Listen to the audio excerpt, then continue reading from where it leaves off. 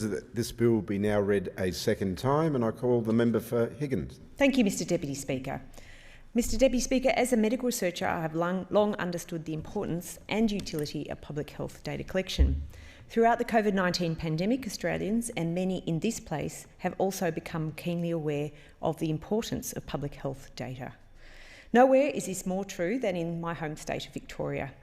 As our day-to-day lives hinged on the decisions of public health officials for months, access to accurate and timely public health data was critical. Looking forward, public health data will continue to be central to the effective and safe rollout of the COVID-19 vaccination program. In recognising this, I recommend the Australian Immunisation Register Amendment Reporting Bill to the House. The Australian Immunisation Registry, better known as the AIR, is already a powerful tool for achieving optimal public health outcomes. However, the Morrison government's proposed reforms will strengthen the AIR further, while sharpening it to deal with the COVID-19 pandemic. Mr Deputy Speaker, the AIR was originally conceived to assist the National Immunisation Program in 2015 and has ultimately gone on to become an integral part of our health system. The AIR is a national register that records vaccinations given to people of all ages across Australia, including those administered under school vaccination programs. And any parent will tell you they are always searching for their immunisation records in order to ensure that they are keeping up to date for school records. The register has both micro and macro benefits for Australia's public health. On the micro level, it provides a one-stop shop for health professionals to check and update their patients' vaccination records, while on the macro level, it affords public health officials with the data needed to best shape and inform national health policy. Mr Deputy Speaker, this bill will empower the government to use the AIR as a potent weapon in our fight against the COVID-19 pandemic and help keep Australians healthy and safe. The bill requires recognised vaccination providers to fully report all vaccines administered, allowing the creation of an immunisation history statement. This can be accessed via Medicare Online, MyGov, the Express Plus Medicare mobile app, or indeed My Health Record. This bill will also grant the Commonwealth and the Secretary of the Department of Health the powers to compel a recognised vaccination provider to produce information if they do not comply with this reporting requirement. So I just want to make it clear again, we're talking about a mandatory aspect of provision of the provider, not for mandatory vaccination. In effect, the bill will make immunisation reporting mandatory and builds on the Morrison government's other important work in this area. Mr Deputy Speaker, our government has followed expert medical health advice throughout the COVID crisis.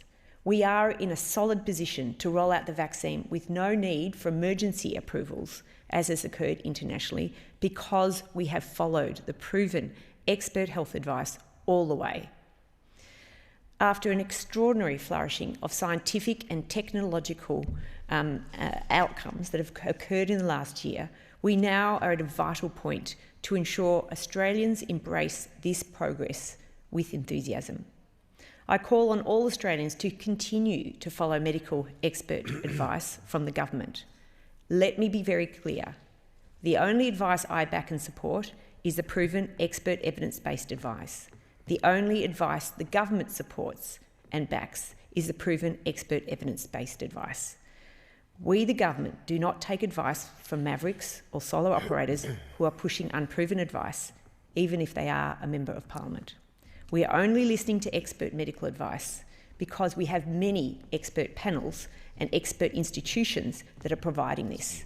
The government follows the expert medical advice of the TGA, a world-class institution by anyone's standards.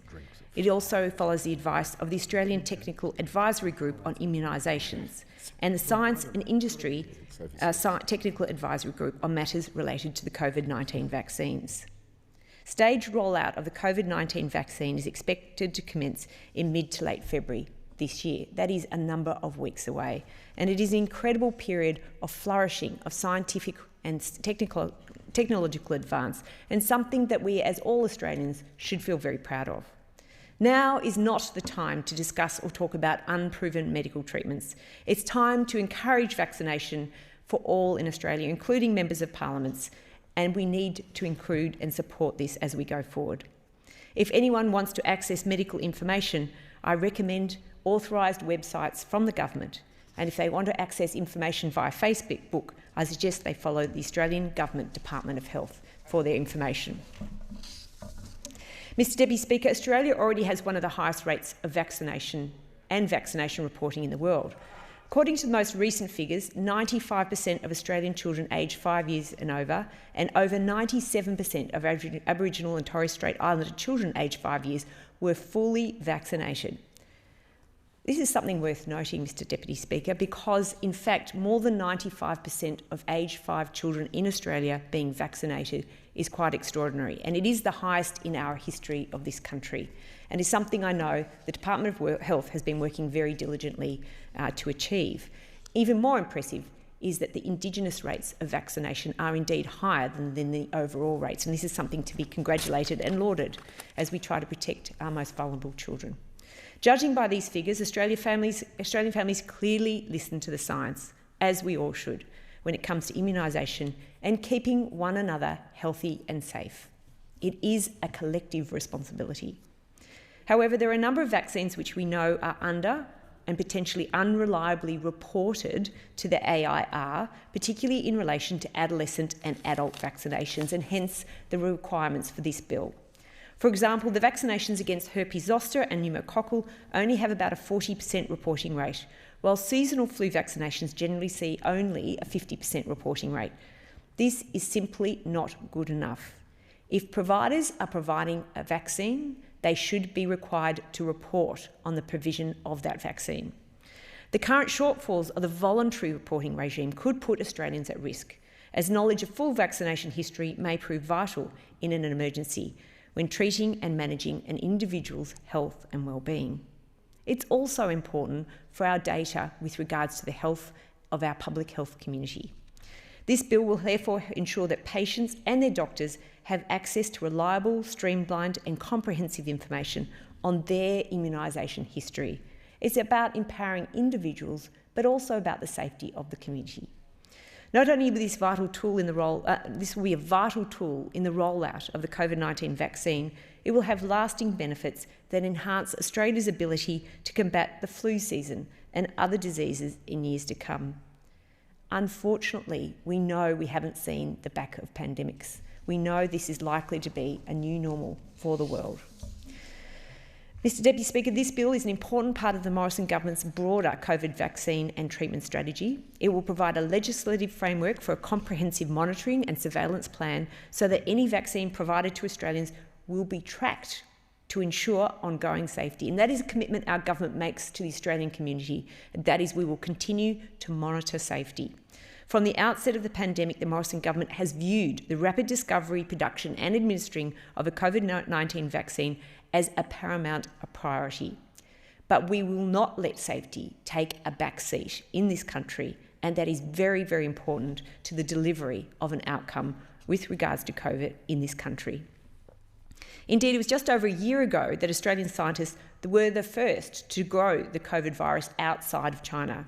And this was critical in the development of trials around the world, or trials for vaccines around the world. The Morrison government has otherwise been at the forefront of the global effort to find a successful vaccine and treatment to stop the spread of COVID-19. And we have a very diversified portfolio with regards to vaccine development, and we've been engaged in multiple agreements with regards to global research and vaccine development. Indeed, as a government, we have invested $363 million to support various types of global research. At the same time, we've invested more than $3.3 billion in vaccine candidates and currently have 4 separate agreements of the supply of COVID-19 vaccines. Now, as we know, there are currently large rollouts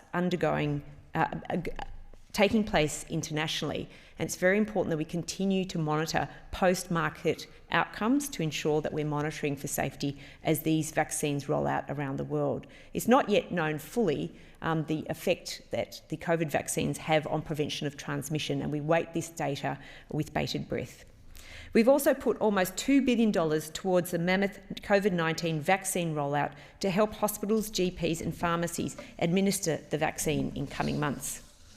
The Morrison government is otherwise making way for a swift and seamless rollout for the COVID-19 vaccine. And for example, we've just passed through the House this afternoon our proposed amendments to the Therapeutic Goods Act to enable the Secretary of Health to consent to the importation and supply of registered or listed therapeutic goods that do not have their registration or listed number on their label. And as I said this morning in my speech, we know that some of the COVID vaccines, the Pfizer vaccine in particular, requires minus 70 degrees storage, and that can make it impossible to have the registration number affixed to the label. So it's a small change, but important change, and shows how committed this government is to the smooth rollout and how much detail is required with regards to a mammoth undertaking with regards to vaccination of our population in a safe and effective way, but importantly, in a free and voluntary way. Mr Deputy Speaker, the vaccine rollout is truly a once-in-a-generation logistical undertaking, perhaps only comparable to war campaigns. It has many important moving parts which must all come together to ensure its success. The AIR is just one of the many important moving parts that we need to deal with. It should not be lost on any of us that when the COVID-19 vaccine rollout is delivered, it will constitute one of the greatest scientific and humanitarian achievements of human genius. In a little over a year, the world has been able to devise and begin mass production of COVID-19 vaccines. And as a medical researcher and public health professor, I cannot tell you the incredible speed with which this has occurred. In fact, I wrote an opinion piece in September last year, but was unable to find a recipient to publish it because I was told by the media they thought it was far too early to be talking about vaccine rollouts. And all I was doing was getting the conversation going. But it does show how quickly that this change has occurred, where we're now poised to roll out a safe and effective vaccine, or a number of different vaccines across Australia. In a little over a year, we've been able to devise and begin mass production, including we're about to commence production and manufacture by CSL in Melbourne, which is a wonderful undertaking to ensure that we provide security for our sovereign risk of mass production of vaccines. We've condensed a process that would ordinarily take the better part of a decade. This is truly miraculous, and the men and women who've worked to achieve this deserve every accolade. The Morrison government knows that in the time of a COVID health security, this is national security. A successful COVID-19 vaccine rollout is only one true key out of this pandemic. It's equally important from a health, economic and societal perspective. That is why the Morrison government is strengthening the vaccine rollout framework, which includes these important amendments to the AIR proposed in this bill. I commend this bill to the House. Thank you, Mr Deputy Speaker. I thank the member for Higgins.